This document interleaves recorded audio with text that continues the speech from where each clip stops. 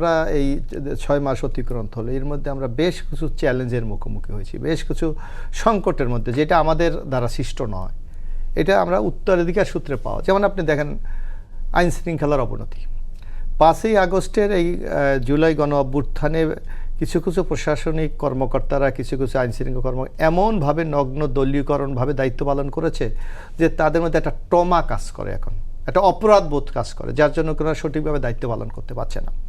প্রশাসনে দেখবেন 2008 থেকে 2024 পর্যন্ত শেখ হাসিনা ছিলেন, মিনিমাম আপনার প্রায় 40-42টা, মানে মিনিমাম প্রায় 14টা-15টা BCS পরীক্ষা তারা নিয়েছে, এবং সেখানে দলীয় মানে ব্লাড টেস্টের মতো করে তারা তাদের নিয়োগ দিয়েছে। এই লোকগুলি কিন্তু এখন সবই প্রশাসনে আছে। তো এই যে একটা নগ্ন দলীয়করণের বিরুদ্ধে একটা সবার জন্য বাংলাদেশ তৈরি করা, এটা কিন্তু বিরাট চ্যালেঞ্জের ব্যাপার।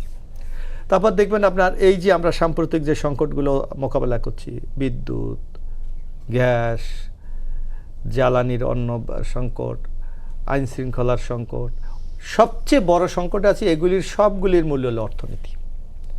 কারণ আপনি এই জ্বালানি সংকট যদি সমাধান করতে আপনাকে অর্থনৈতিক আত্মস্বনির্ভরতা দরকার।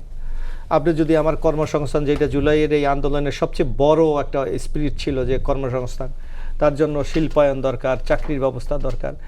এই চ্যালেঞ্জগুলো মোকাবেলা করতে গিয়ে গভর্নমেন্ট হিমশিম খাচ্ছে।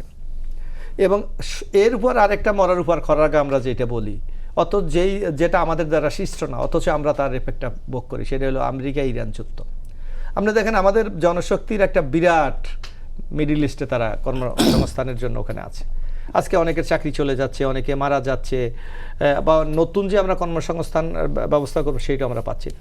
এই সামগ্রিক অবস্থার মধ্যে সরকার যেভাবে নিজেকে ব্যতিব্যস্ত রাখতে হচ্ছে, যার জন্য আপনি যে কথাগুলি বলছেন, এগুলি আপাতত হয়তো সরকার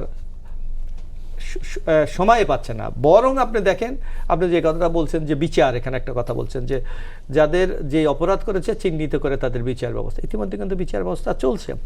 ইতিমধ্যে ফেসিস শেখ হাসিনার 1-2টা মামলা সাজা হয়েছে, আসাদুল্লাহ কিনুর সাজা হয়েছে, অন্যান্য বেশ কিছু কর্মকর্তাদের সাজা হয়েছে আমরা মনে করি, এবং অনেকগুলি মামলা এখন চূড়ান্ত পর্যায়ে রয়েছে। এই ধাপগুলি যদি আমরা অতিক্রম করতে পারি, তাহলে হয়তো একটা এই যে যারা অপরাধ করেছে, যারা অন্যায় করেছে, যারা দেশটাকে লুটেপুটে খেয়েছে, তাদের বিরুদ্ধে হয়তো একটা কার্যকরী ফলাফল আমরা দেখতে পাবো।